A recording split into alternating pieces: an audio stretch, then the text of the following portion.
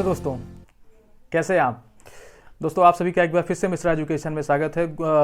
दो तीन दिनों से कुछ प्रॉब्लम की वजह से वीडियो अपलोड नहीं हो पाई, तो अब वीडियो अपलोड होना शुरू हो जाएगा आज से कंटिन्यूएशन में। तो हम लोग पहले काफ़ी कुछ बात कर चुके हैं, जिसमें गॉस लॉ ऑफ इलेक्ट्रोस्टैटिक्स हो चुका है और फिर किरचॉफ्स लॉ हो चुका है, इलेक्ट्रिक पोटेंशियल हो चुका है, और इनके टेस्ट भी हर संडे पे को आपको मेरे टेलीग्राम ग्रुप पे आपको मिलेगा, जाके आप ज्वाइन करिए और यहाँ पे टेस्ट भी दीजिए। तो बात करता हूँ नए लोगों के लिए। जो नए लोग आज इस वीडियो को देख रहे हैं, मैं आपको बताना चाहता हूँ कि यहाँ पे यूपीजीआईसी लेक्चरर फिजिक्स की तैयारी की जा रही है। दोनों माध्यमों में, हिंदी और इंग्लिश दोनों मीडियम में आपको यहाँ पे मटेरियल मिलेगा, जिससे आपको तैयारी में आसानी होगी। साथ ही साथ हम लोग क्वेश्चंस भी कराएंगे और क्वेश्चंस आपको देंगे अपने टेलीग्राम चैनल के थ्रू, जहाँ से आप क्वेश्चन करके अपने कॉन्फिडेंस को बिल्डअप कर सकते हैं। फिर हर संडे को हम टॉपिक टेस्ट भी करेंगे और मंथली टेस्ट में हम लोग जितने भी टॉपिक किए रहेंगे उसका टेस्ट करेंगे। तो आप यहाँ पर देखेंगे कि आपको 100% सेटिस्फैक्शन मिलेगा। तो उम्मीद करता हूँ कि आप हमारे साथ बनेंगे, और प्लीज़ आप चैनल को सब्सक्राइब कर लीजिए और वीडियोस को भी लाइक करिए, साथ ही साथ शेयर करिए और बेल आइकन को भी प्रेस करिए, ताकि आपको वीडियो का जो लिंक है वो सबसे पहले मिले, वीडियो की एक तरीके से इन्फॉर्मेशन आपको सबसे पहले मिले और आप वीडियो को देख पाएँ। तो चलिए शुरू करते हैं। आज का टॉपिक है बायो-सावर्ट लॉ। बायो-सावर्ट लॉ आप जैसा कि पढ़ चुके हैं कि क्लास 12th स्टैंडर्ड पे हम लोगों ने देखा कि सबसे पहले ओरेस्टेड ने फाइंड किया कि करंट का मैग्नेटिक बिहेवियर होता है। 15th सेंचुरी में ओरेस्टेड ने फाइंड किया कि करंट का मैग्नेटिक बिहेवियर होता है। फिर उसके बाद बायो-सावर्ट ने इसमें फॉर्मूले डेवलप करी, एम्पियर्स ने भी इसमें काफ़ी काम किया। बाद में एक अलग नज़रिए पे काम किया आपके फेराडेज ने, उसके बाद उन्होंने फेराडेज लॉ दिया। तो ये 3-4 लोग मिलके काफ़ी कुछ मैग्नेटिज्म में इन्होंने किया। मैग्नेटिज्म के दो पार्ट आपने जाने, एक मैग्नेटोस्टैटिक्स और एक मैग्नेटोडायनामिक्स। मैग्नेटोस्टैटिक्स यानी जहाँ पर मैग्नेटिक फील्ड फिक्स होती है, और मैग्नेटोडायनामिक्स मतलब जहाँ पे मैग्नेटिक फील्ड वैरी करती है। मैग्नेटोस्टैटिक्स के तहत आप पढ़ते हैं बायो-सावर्ट लॉ, एम्पियर्स लॉ, जहाँ पे आप किसी वायर में करंट कैरी करा के उसके द्वारा प्रोड्यूस्ड मैग्नेटिक फील्ड कैलकुलेट करते हैं, तो इसे मैग्नेटोस्टैटिक्स बोलते हैं। अब आप फैराडे लॉ पढ़ते हैं मैग्नेटोडायनामिक्स के तहत, जहाँ पे आपकी मैग्नेटिक फील्ड टाइम के साथ वेरी होती है। मैग्नेटिक फील्ड का जो कॉज होता है वो अलग होता है। यहाँ पे हम मैग्नेटिज्म में मैग्नेट के बारे में नहीं पढ़ते, हम करंट के मैग्नेटिक बिहेवियर के बारे में पढ़ते हैं। इस बात का आप ध्यान देंगे कि मैग्नेटिज्म हमेशा करंट के मैग्नेटिक बिहेवियर को स्टडी करता है, ना कि मैग्नेट के मैग्नेटिक बिहेवियर का। कुछ लोगों को ये हमेशा कन्फ्यूजन रहता है, तो इस बात को आज आप यहाँ पे क्लियर कर लें कि हम मैग्नेटिज्म में करंट के मैग्नेटिक बिहेवियर को पढ़ते हैं, यानी जो करंट का चुंबकीय प्रभाव है उसके बारे में पढ़ते हैं। तो मैग्नेटिज्म में जैसा आपने जाना कि दो पार्ट होते हैं, एक होता है आपका मैग्नेटोस्टैटिक्स, दूसरा होता है मैग्नेटोडायनामिक्स। खैर हमारे सिलेबस में इतना इन सब चीज़ों में नहीं है, हम पहुँचते हैं सीधा अपने सिलेबस के हेडिंग पे। नेक्स्ट हेडिंग जो हमारा नेक्स्ट टॉपिक दिया गया है वो दिया है बायो-सावर्ट लॉ। तो बायो-सावर्ट लॉ की बात करते हैं। Biot and Savart. तो बायोट एंड सावर्ट दो पर्सन थे, इनका नाम था जीन बेप्टिस्ट बायोट, और इनका नाम था फेलिक्स सावर्ट। बहुत लोगों को तो ये पता ही नहीं है कि ये दो लोग नहीं, एक लोग है, कहते हैं कि एक लोग हैं। तो ये दो लोग थे, पहले का नाम था जीन बेप्टिस्ट बायोट, दूसरे का नाम था फेलिक्स सावर्ट। इन्होंने मिलकर क्या किया, लॉ डेवलप किया, जिससे हम क्या कर सकते हैं, किसी भी करंट कैरिंग कंडक्टर के या करंट कैरिंग सिस्टम की वजह से मैग्नेटिक फील्ड कैलकुलेट कर सकते हैं। तो चलिए आज हम लोग पहले बायो-सावर्ट लॉ का पढ़ते हैं, फिर इसके एप्लीकेशन की बात करेंगे। तो बायो-सावर्ट लॉ क्या है कि अगर करंट किसी वायर या किसी कंडक्टर या किसी लूप में फ्लो कर रहा है, तो उसकी वजह से किसी पॉइंट P पर मैग्नेटिक फील्ड क्या होगा। तो देखिए, अगर ये मान लीजिए हमारा क्या है, वायर है जिसमें करंट फ्लो हो रही है, इसकी वजह से किसी पॉइंट P पर मैग्नेटिक फील्ड कैलकुलेट करना है। तो हम क्या कर लेंगे, पहले एक छोटा सा इसमें लेंथ लेंगे, ठीक है, और इस लेंथ से डीएल लेंथ से दूरी मान लेंगे r, और ये सपोज करेंगे कि ये करंट के साथ थीटा एंगल किसी पर्टिकुलर प्लेस पे बना रहा है। तो अब इस पॉइंट P पर इस छोटे से एलिमेंट के कारण जो मैग्नेटिक फील्ड होगा, उसके लिए बायो-सावर्ट ने क्या क्या बताया, जरा उसको हम लोग लिखते हैं। उससे पहले थोड़ी सी बात बायो-सावर्ट की कर लेते हैं। तो Biot Savart law gives the magnetic field या gives the magnetic field due to current carrying system, यानी किसी ऐसे सिस्टम जिसमें करंट फ्लो हो रहा है उसे करंट कैरिंग सिस्टम बोलते हैं। तो करंट कैरिंग सिस्टम के कारण मैग्नेटिक फील्ड हमें ये देता है, यानी बायोट सावर्ट का नियम किसी धारावाही चालक के कारण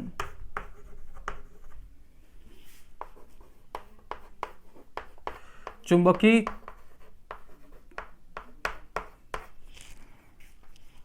क्षेत्र का मान देता है। तो बहुत सिंपल सी बात है। अब ये किन किन बातों पे डिपेंड करता है, यानी पी पॉइंट पर मैग्नेटिक फील्ड किन किन बातों पे डिपेंड करेगा इस करंट सिस्टम के कारण, उसको देखते हैं। तो बायो सावर्ट ने बताया, पहले तो करंट, यानी यहां पर जो मैग्नेटिक फील्ड होगा वो करंट पर डिपेंड करेगा। दैट मींस करंट जितना ज्यादा होगा मैग्नेटिक फील्ड उतना ज्यादा। तो पहला उन्होंने बताया कि करंट जो हो, मैग्नेटिक फील्ड जो होगी वो करंट के प्रोपोर्शनल होगी। पहला उन्होंने बताया क्या कि चालक में या कंडक्टर में जितनी ज्यादा करंट होगी मैग्नेटिक फील्ड की स्ट्रेंथ उतना ही ज्यादा होगा। दूसरी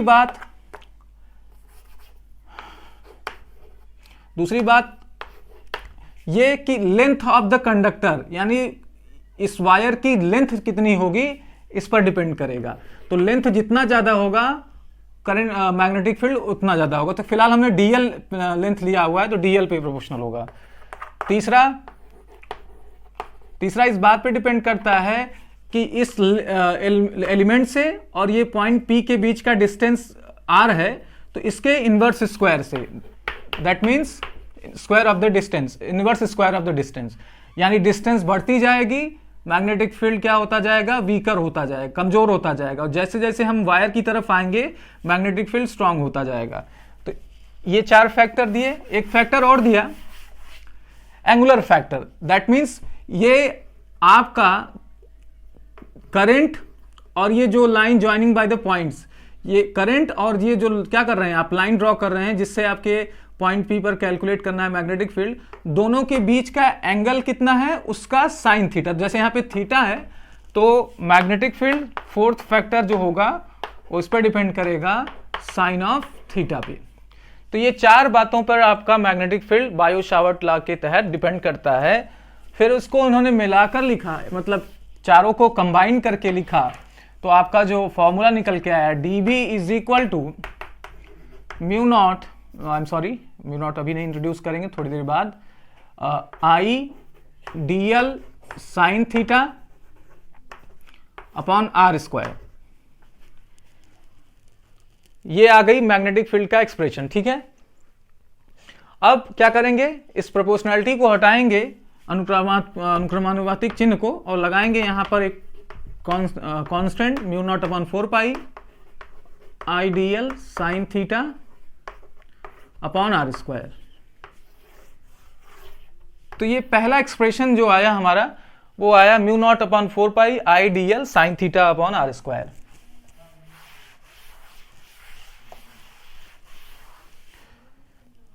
ठीक है। अब म्यू नॉट क्या है बच्चे, यहाँ म्यू नॉट क्या है आपका, म्यू नॉट को हम परमिएबिलिटी बोलते हैं, परमिएबिलिटी,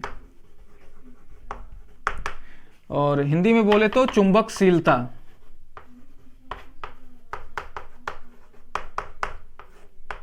ये टर्म है क्या, ये टर्म ये है कि अगर मान लीजिए कि आपका मैग्नेटिक फील्ड है तो वहां जिस मीडियम में वो प्रेजेंट है उस मीडियम का क्या उस मैग्नेटिक फील्ड के अफेक्ट होगा।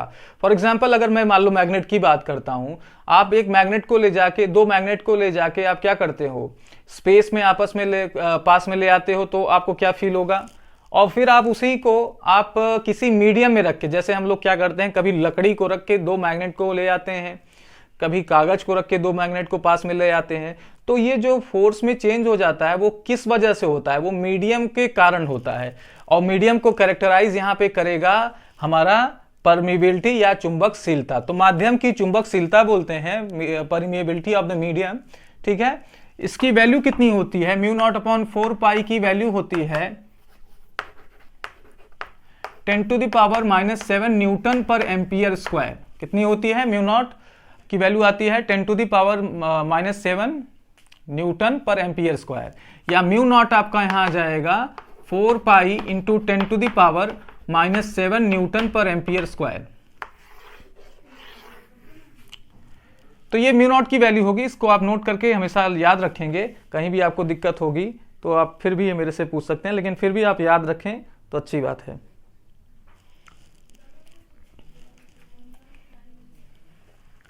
अब अगर किसी को दिक्कत होती है कि बेसिक में कि सर हमको मैग्नेटिक फील्ड का आइडिया नहीं, तो वो प्लीज़ हमें मैसेज करे, हमको मैसेज करेगा तो हम उस पर भी वीडियो बना देंगे।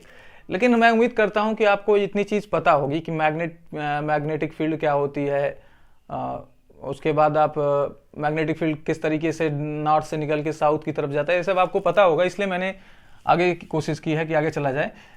अभी आपने छोटे से एलिमेंट के कारण मैग्नेटिक फील्ड निकाला, अगर आपको किसी मान लीजिए वो पूरे लेंथ की वजह से निकालना होगा तो आप क्या करेंगे, इसे इंटीग्रेट करेंगे। तो पॉइंट बना लीजिए, for net magnetic field, for net magnetic field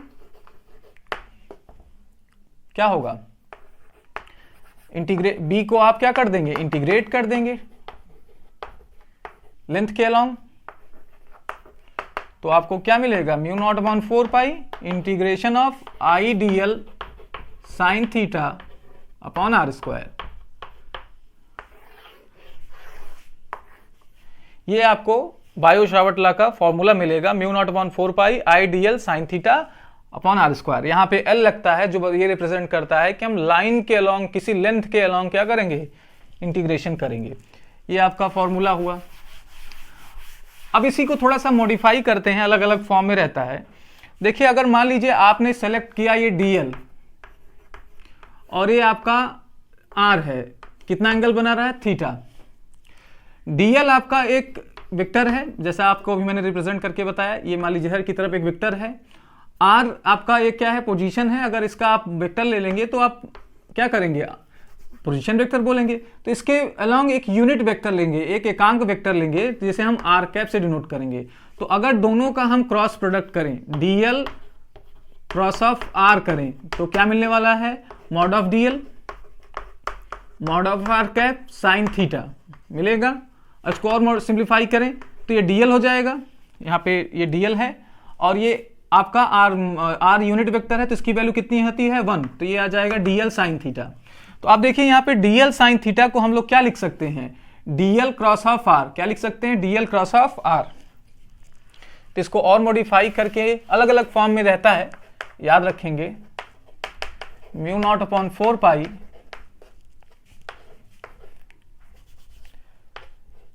I, यहां आप ले लीजिए DL cross of R upon sine theta, और I am sorry sine theta कहां से आएगा, आर स्क्वायर। तो ये एक इसका फॉर्म है।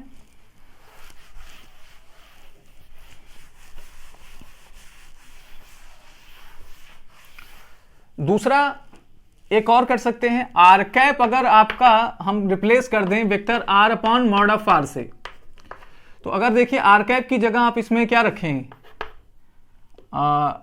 ये रखें वैल्यू, तो आर कैप यहां पे है, आप इसमें रखेंगे तो देखिए मैं छोटा सा लिख रहा हूं, डीएल क्रॉस ऐसे रहेगा, vector r upon mod of r square, इसको कर सकते हैं आप, एक आपको यहां से मिलेगा। तो नीचे आर स्क्वायर और आर क्या हो जाएगा, आर क्यूब हो जाएगा, और ऊपर DL vector DL cross R. तो म्यू नॉट अपॉन 4 पाई आई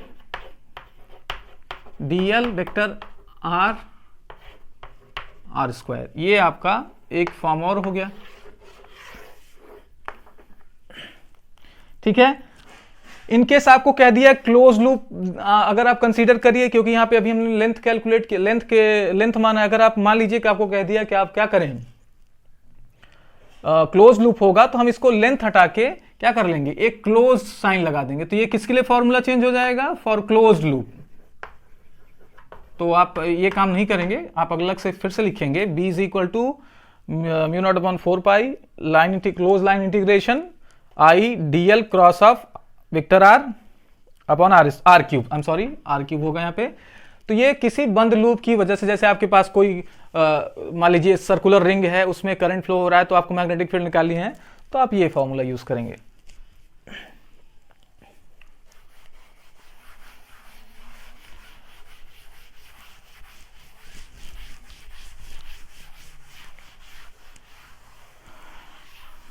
चलिए, ये तो बात हुई आपके बायो शावर्ट लॉ की। तब की बात है जब हमने कोई रेफरेंस सिस्टम एज्यूम नहीं किया था। रेफरेंस सिस्टम मतलब हमने दिया जो वायर था उसको कहीं भी लिया था। अब अगर हम वायर को कहीं क्या कर दें, किसी कोऑर्डिनेट सिस्टम में रख दें, तो किस तरीके से फॉर्मूला चेंज होगा उसको देखते हैं। और उससे पहले हम थोड़ी सी बात करेंगे करंट एलिमेंट की। तो करंट एलिमेंट है क्या, पहले आप ये समझिए कि आपने जो फॉर्मूला देखा, मान लीजिए B is equal to mu naught upon 4 pi integration I d l sine theta upon r square. तो आपने ये देखा कि क्या हो रहा है, आपका बी मैग्नेटिक फील्ड है, बी आपका मैग्नेटिक फील्ड है, और उसको एक वेक्टर क्वांटिटी हम लोग जानते हैं। तो इधर म्यू नॉट अपॉन 4 पाई ये आपकी स्केलर क्वांटिटी है, साइन थीटा आपका क्या है, स्केलर क्वांटिटी है, आर स्क्वायर यहाँ पे स्केलर क्वांटिटी है। तो ये किस वजह से वेक्टर बनेगा, कुछ कारण होना चाहिए। आई आपकी स्केलर क्वांटिटी है, तो आई और डीएल यहां पर जो होगा आई डॉट डीएल, ठीक है, इसकी वजह से आपका ये क्या होगा, वेक्टर क्वांटिटी होगा। और मैग्नेटिक फील्ड का यहां पर जो सोर्स होगा वो करंट एलिमेंट होगा, इसी को हम लोग बोलते हैं करंट एलिमेंट। तो ये आपका आई डीएल क्या बोला जाता है, करंट एलिमेंट, ठीक है। तो आपसे पूछा जा सकता है कि क्या होता है सोर्स मैग्नेटिज्म में, या बायो शावर्ट लॉ या एम्पियर्स लॉ में करंट एलिमेंट मैग्नेटिक फील्ड का सोर्स क्या होता है। तो आंसर होना चाहिए आई डीएल, न कि आई या डीएल, ठीक है, इस बात का याद रखेंगे आप।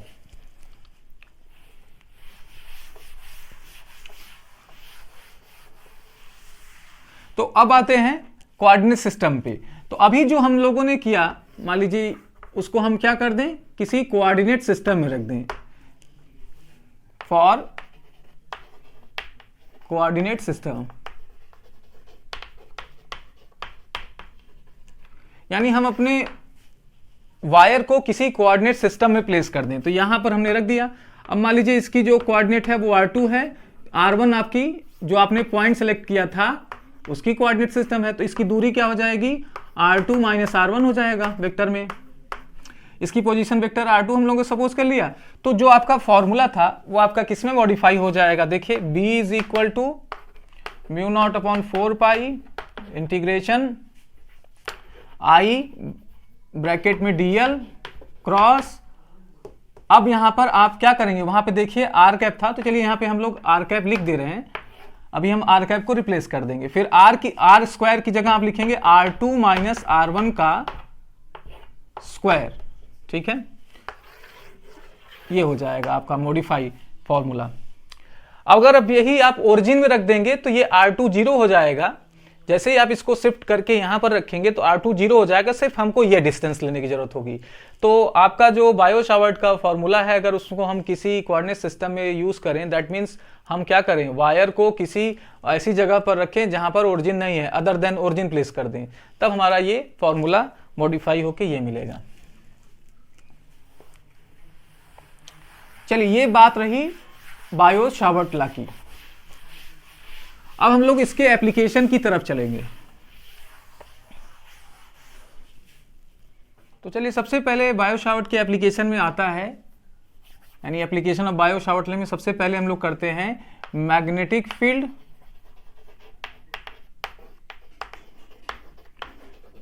ड्यू टू स्ट्रेट, या यहां पे कर लें इनफाइनाइट स्ट्रेट करंट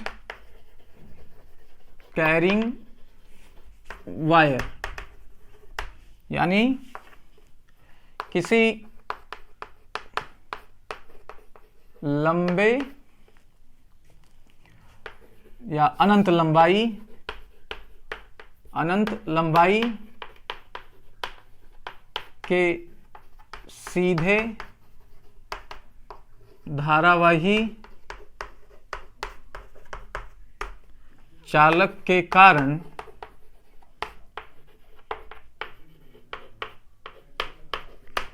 चुंबकीय क्षेत्र।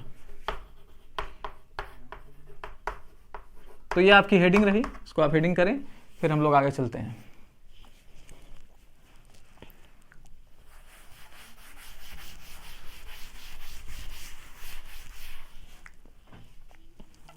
तो हम लोग क्या करेंगे, एक इनफाइनाइट लेंथ का वायर लेंगे। मान लीजिए ये डॉट डॉट ऊपर रिप्रेजेंट कर रहा है कि ऊपर भी इनफाइनाइट तक है, और नीचे भी ये डॉट डॉट रिप्रेजेंट कर रहा है कि नीचे भी इनफाइनाइट लेंथ का है। हमने कोई पॉइंट P ले लिया जो यहाँ से A डिस्टेंस पर है, कोई पॉइंट P ले लिया जो यहाँ से A डिस्टेंस पर है, और इस पर हमें क्या करना है, मैग्नेटिक फील्ड निकालना है, जबकि करंट क्या है इसमें, I है।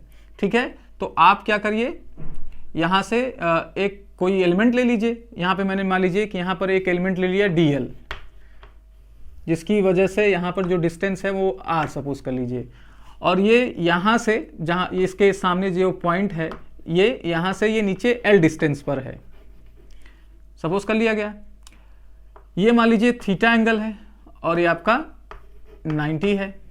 तो अब हमें क्या करना है, बायो शावर्ट लॉ लगाने के लिए हमारे पास जो डेटा होना चाहिए वो अवेलेबल हो गया कि इस वायर में करंट I है, लेंथ इसका जो हमने सेलेक्ट किया हुआ है वो DL है, DL से ये R डिस्टेंस पर है, और इनके एंगल जो वायर और जो आपने पॉइंट लिया है उसको मिलाने वाली लाइन के बीच में जो एंगल है वो थीटा है। तो अब हम लोग क्या कर सकते हैं, बायो शावर्ट लॉ लगा सकते हैं, अप्लाइंग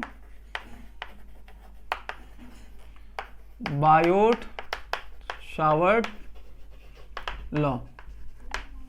तो चलिए लगाते हैं बायो शावर्ट लॉ। कैसे लगाएंगे भाई, हमें पता है कि बायो शावर्ट लॉ क्या है, dB is equal to mu naught upon 4 pi I d l sine theta upon R square, यही है हमारा। देखिए अब आप कह सकते हैं सर ये तो हो गया, आप इसे इंटीग्रेट कर दीजिए। तो यहाँ पर प्रॉब्लम क्या है, किसी भी डेरिवेशन को हम तब तक करते हैं जब तक वो कम से कम टर्म्स में आंसर न दे, एक पूरा आंसर दे, मतलब कंप्लीट आपको डिस्क्रिप्शन फॉर्मूले से मिल जाए, और साथ ही साथ आपको कम वेरिएबल्स यूज करना पड़े। तो अगर आपने देखिए DL यहाँ पर लिया है तो ऐसे आपको सारे DLs लेने पड़ेंगे। तो ये वाला जो लाइन है ये क्या होगा, ये कुछ इस तरीके से ऊपर नीचे जाएगा। जैसे आपने ये यहाँ पर एक पॉइंट लिया तो अब ये लाइन आपका यहाँ पे आ जाएगा, अगर आपने यहाँ पॉइंट लिया तो ये लाइन यहाँ पे आ जाएगा। तो ये आपका वेरी कर रहा है। तो आप ध्यान से देखिए कि ये जो बीच वाली लाइन है इसी को आप समझिए कि मैं ऐसे कर रहा हूँ, ये इसको उठा के मैंने यहाँ पे रखा, फिर नीचे की निकालने के लिए इधर रखा। तो अगर मैं इस एंगल के बजाय इस एंगल का यूज करूं तो ज्यादा अच्छा है, क्योंकि ये लाइन क्या होगी, जैसे यहाँ पे पहुंचेगी तो आप ये वाला एंगल ले लेंगे और बड़ी लाइन, और अगर मान लीजिए नीचे आ गई तो आप इसको यूज कर लेंगे, अगर ऊपर जा रही है तो ये एंगल आप ऐसे यूज कर लेंगे। तो हमें ज़्यादा सुटेबल ये है कि हम ये इस थीटा के बजाय ये एंगल यूज़ करें। तो उसके लिए हम लोग ट्रिग्नोमेट्री का बेसिक ट्रायंगल रूल्स का यूज़ करेंगे। और कैसे करेंगे, देखिए मान लीजिए ये 90 ये थीटा, इसको मान लीजिए ये फाई है। तो इन ट्रायंगल आप नाम ले लीजिए, ये ट्रायंगल OPQ कर लीजिए। इन ट्रायंगल OPQ आप देखिए एंगल ये 90 है, ये थीटा है, ये फाई है। तो ऑब्वियस है तीनों एंगल का सम कितना होगा, 180 होगा। बहुत फंडामेंटल बात है। तो हमें निकालना है फाई कितना होगा। तो फाई आपका आ जाएगा, देखिए आप 90 को उधर ले जाएंगे तो ये 180 में से माइनस करेंगे 90, फिर आप थीटा ले जाएंगे तो ये 90 माइनस थीटा आ जाएगा। ठीक है, ये बात आपको समझ में आई, 90 माइनस थीटा। लेकिन हमको जरूरत आई थिंक फाई की जरूरत पड़ेगी, तो ये हम यूज ना करके हम ये यूज करें कि phi is equal to 90 minus theta. तो ये ज़्यादा बेटर होगा। अरे ये तो पहले था, theta is equal to 90 minus phi, ये यूज़ करें, क्योंकि साइन हम लेंगे साइन थीटा। हम क्या लेंगे, साइन थीटा लेंगे, तो साइन थीटा इधर होना चाहिए। तो अगर हम दोनों तरफ अब साइन ले लें तो ये साइन थीटा हो जाएगा, और ये आपका साइन 90 माइनस फाई। तो ये तो आपका साइन थीटा ही रहेगा, लेकिन साइन 90 माइनस थीटा आपको देता है कॉस थीटा। तो साइन थीटा आपका हो जाएगा कॉस फाई हो जाएगा। तो ये इक्वेशन 1 में जो साइन थीटा होगा उसको हम किससे कन्वर्ट कर देंगे, कॉस फाई से। इसको आप अपने कॉपी में लिखे, आगे चूंकि हम इसको मिटा देंगे तो हम यूज करेंगे तो आपको दिक्कत होगी। तो मैं यहाँ लिख ले रहा हूँ sine theta is equal to, हम यूज करने वाले हैं कॉस फाई। ठीक, अब छोटे छोटे और जो टर्म्स है उनको भी हटाने की कोशिश करें। डीएल को भी हम एंगल के टर्म्स में लिख दें, ताकि क्या हो जाए, कम से कम वेरिएबल हो।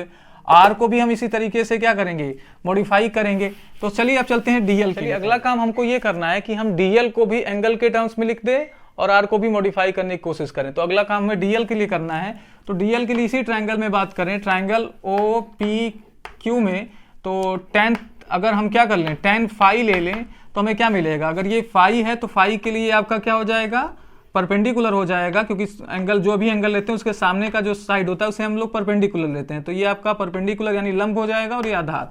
तो क्या वैल्यू आएगी, L/A, यानी L इज इक्वल टू आ जाएगा A tan फाई। क्या आ जाएगा, A tan फाई। अब इसको फाई के रेस्पेक्ट में डिफरेंशिएट कर दें तो DL/D फाई क्या आ जाएगा, A। अब इसको tan को फाई के रेस्पेक्ट, tan फाई को अगर डिफरेंशिएट करेंगे तो ये देगा sec स्क्वायर फाई। तो यानी DL इज इक्वल टू, अगर आप इसको सॉल्व करें तो आपको क्या मिलेगा, DL is equal to A sec square phi. तो DL की वैल्यू भी देखिए आ गई, एक sec स्क्वायर फाई, एंगल के टर्म में आ गई। A क्या है, यहां से यहां तक की दूरी, तो कांस्टेंट रहने वाला है sec फाई। अगर आप ये बदलेंगे तो अलग अलग आएगी, तो इसको भी आप लिख लीजिए, आगे जरूरत पड़ेगी क्योंकि भी हम मॉडिफाई करेंगे, sec square phi, A sec square phi. चलिए अब आगे चलते हैं।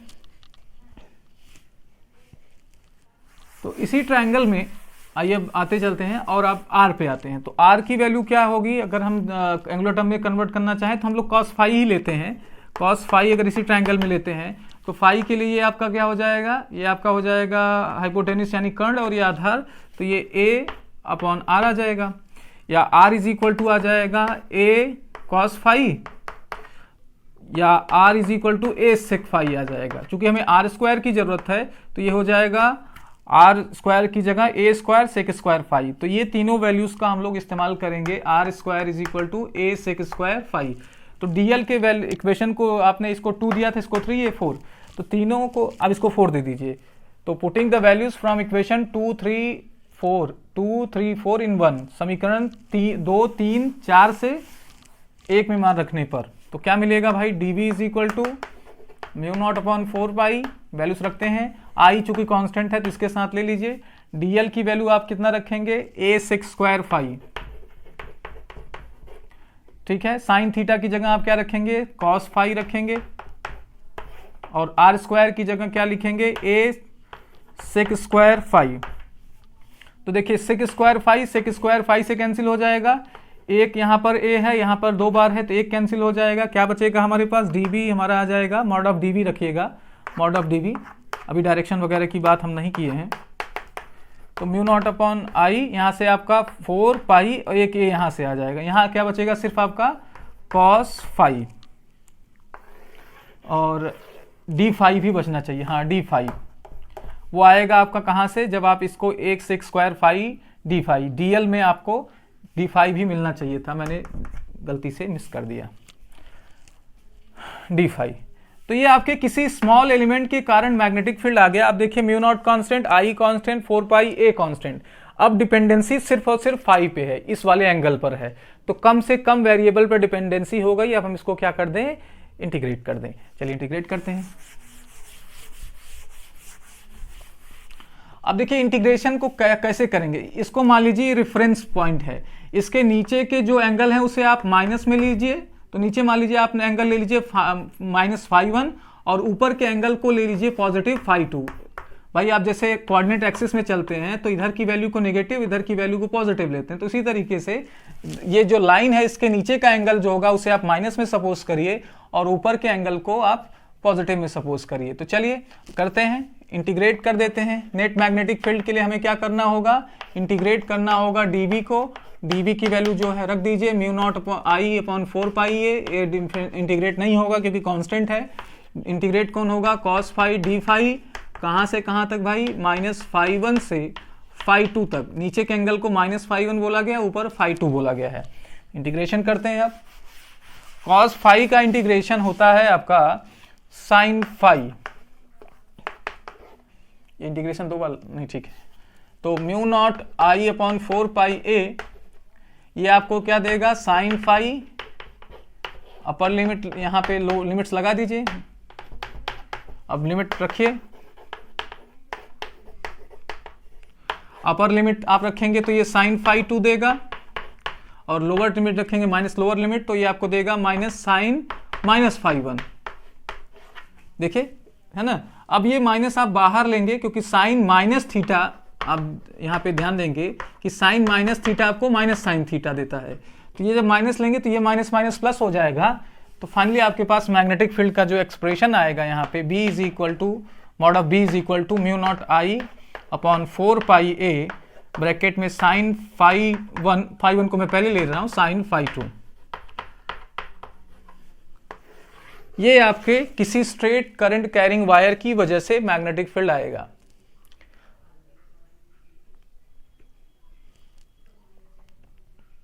अब आते हैं इसके केसेस पे, यानी मैग्नेटिक फील्ड हमें क्या करना है, इनफाइनाइट वायर के लिए देखना है पहले, फिर सेमी इनफाइनाइट के लिए देखना है, फिर कोई फाइनाइट वायर का भी हम लोग निकाल सकते हैं।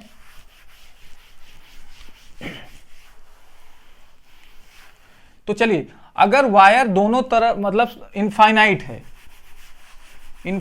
है तो आप जरा इसको एंगल्स के बारे में जरा सोचिए। अगर आप यहां पर हैं, ठीक है, तो ये एंगल कुछ होगा, और ऊपर जाएंगे तो ये एंगल कुछ और होगा, और अगर आप ऊपर एलिमेंट लेने जाएंगे तो ये लाइन देखिए स्ट्रेट होती जाएगी। तो एक समय आएगा जब इनफाइनाइट की बात करेंगे तो ये एंगल 90 हो जाएगा।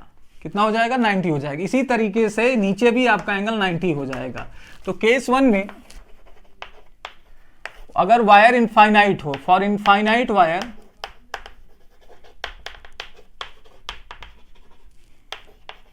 आपका फाई 1 भी कितना होगा? पाई बाई 2 होगा, माने 90 होगा, और फाई 2 भी 90 होगा, यानी 90 पाई बाई 2 होगा। तो अगर आप यहाँ पे साइन 90 और साइन 90 रखेंगे तो ये देगा 1 और ये 1 देगा। तो b कितना हो जाएगा? Mod of b is equal to mu naught I upon 4 pi A, bracket में आइए 1 प्लस 1, तो ये 2 से कैंसिल हो जाएगा। तो आपके पास वैल्यू आएगी कितना? म्यू नॉट आई अपॉन 2 पाई ए। ये आ जाएगी मैग्नेटिक फील्ड आपकी, ठीक है। अच्छा, यहाँ पर मैंने आपको यहाँ पर अगर इसे वेक्टर फॉर्म में कन्वर्ट करना था, चाहिए था, तो वेक्टर फॉर्म में भी कर लीजिए। वेक्टर फॉर्म में कन्वर्ट करने के लिए यहाँ पर एक यूनिट वेक्टर एन कैप लगा देते हैं, ठीक है। यूनिट वेक्टर एन कैप, ये वेक्टर फॉर्म में हो जाएगा। इसी तरीके से इसको भी यूनिट वेक्टर बनाना है तो इसे एन कैप या ए कैप से मल्टीप्लाई कर दीजिए। तो ये किसी इनफाइनाइट वायर, याद रखिएगा, इनफाइनाइट लेंथ के वायर की वजह से मैग्नेटिक फील्ड है, यानी लेंथ आपकी वायर की क्या हो? दोनों तरफ अनंत हो। अब दूसरा आते हैं हम लोग, या इसी की बात करते हैं। यहां पर आपने मैग्नेटिक फील्ड निकाला B इज इक्वल टू, अगर हम बात करें सिर्फ वैल्यू की, तो म्यू नॉट आई अपॉन 2 पाई ए, यही रखा आपने।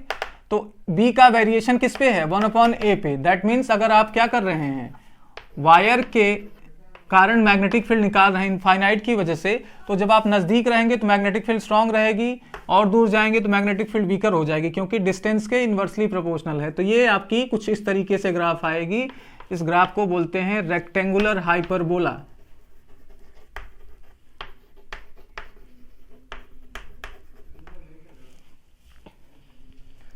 यहां पे B और R के बीच का ग्राफ ये होगा।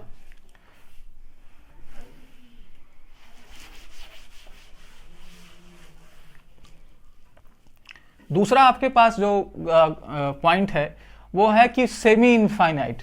सेमी इनफाइनाइट का मतलब ये होगा कि एक तरफ वायर के लेंथ के बारे में आपको पता हो। जैसे मान लीजिए ये स्ट्रेट वायर था, या इसको ही मैं हटा दूं,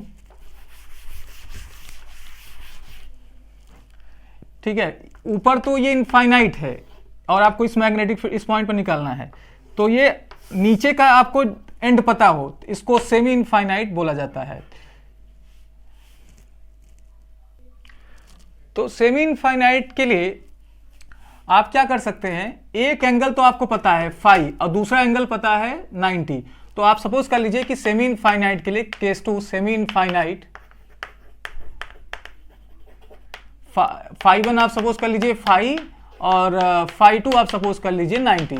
तब आपका ये फॉर्मूला क्या हो जाएगा? B is equal to mod of B is equal to mu naught I upon 4 pi A. एक एंगल आपको 90 पता है और एक आपका फाई 1, तो इसे आप साइन फाई लिख लीजिए, साइन फाई, और इसकी जगह आप साइन फाई 2 की जगह आप पाई बाई 2 रखेंगे तो साइन पाई बाई 2 यानी साइन 90 आपको 1 देगा। तो ये आपका 1 हो जाएगा, ठीक है। तो ये आपका मैग्नेटिक फील्ड जब आपका वायर का सेमी इनफाइनाइट लेंथ हो तब। अब अगर यही पॉइंट जो आपका पॉइंट ऑफ ऑब्जर्वेशन है, जिस पॉइंट पर आप मैग्नेटिक फील्ड कैलकुलेट कर रहे हैं, वो पॉइंट यहां ना होके यहां पर हो, तब बताइए दूसरा वाला एंगल कितना हो जाएगा? दूसरा वाला एंगल 0 हो जाएगा। अगर ऐसे नहीं समझ में आ रहा तो ऐसे समझिए, जैसे आपका पहले का केस था, है ना। अब आप इस वायर को ऊपर खींच के आपने यहां पे पहुंचा दिया, तो ये एंगल पहले इतना था, अब जैसे जैसे आप ऊपर लेते जाएंगे तो ये लाइन ऊपर की तरफ होती जाएगी, एक समय आएगा तो ये एंगल क्या हो जाएगा? 0 हो जाएगा। तो जब आपका सेमी इनफाइनाइट के केस में पॉइंट P लास्ट एंड के सामने हो, पॉइंट P लास्ट एंड के सामने हो, तब आपका फाई एक तो आपका 90 होगा ये वाला, और ये वाला आपका 0 हो जाएगा। तो अगर ये 0 हो गया तो एक तो 0 एक 90, तो क्या देगा? तो क्या आएगा भाई? Mu naught I upon 4 pi A, एक आपका 0 देगा और एक आपका 1, तो ये आपका वैल्यू कितना देगा? यही वैल्यू देगा। आप चाहे 1 लिखें या ना लिखें, क्योंकि बात बराबर ही है। इसे आप वेक्टर बनाने के लिए क्या कर सकते हैं? Mu naught I upon 4 pi A vector A cap, unit vector A cap. तो ये आपकी स्ट्रेट वायर की वजह से मैग्नेटिक फील्ड का एक्सप्रेशन हुआ।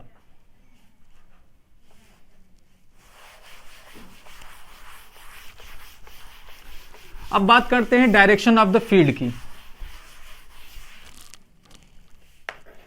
कैसे हम इसमें डायरेक्शन निकालेंगे? क्योंकि मैग्नेटिक फील्ड आपकी वेक्टर क्वांटिटी है, तो डायरेक्शन ऑफ मैग्नेटिक फील्ड यानी चुंबकीय क्षेत्र का यहाँ पे डायरेक्शन कैसे निकालेंगे? तो आप निकाल सकते हैं राइट हैंड पाम रूल से। किस तरीके से? दाहिने हाथ की हथेली के नियम से। कैसे? मान लीजिए इस वायर में करंट ऊपर की तरफ फ्लो हो रही है, तो आप क्या करिए, आपने दाहिने हाथ की हथेली लीजिए, उसके अंगूठे को आप किधर की तरफ रखिए? करंट की तरफ। अंगूठा कहाँ की तरफ होगा? करंट की तरफ, ठीक है। और अंगुली मतलब फिंगर्स उस पॉइंट की तरफ होगा